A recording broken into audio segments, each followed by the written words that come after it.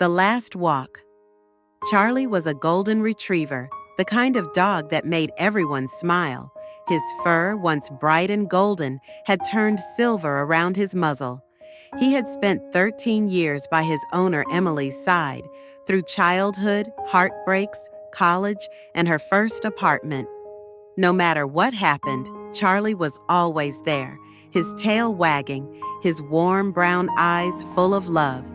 But lately, Charlie had slowed down. His once boundless energy had faded, and walks had become shorter. His legs trembled, and some days he wouldn't get up at all. Emily knew. She knew what was coming, but she wasn't ready. How could she ever be ready? One crisp autumn morning, Charlie didn't rise to greet her like he always had. He lay in his bed, looking at her with tired eyes. Emily knelt beside him, running her fingers through his fur. "It's okay, buddy," she whispered. He tried to wag his tail, but could only manage a small flicker. The vet appointment had already been scheduled. Emily had promised herself she wouldn't let Charlie suffer.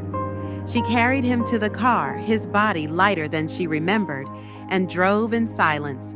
The clinic was quiet, the staff gentle. They had seen this moment too many times before. As Emily held Charlie in her arms, she whispered stories of their best days. The time he jumped into a lake before she could stop him.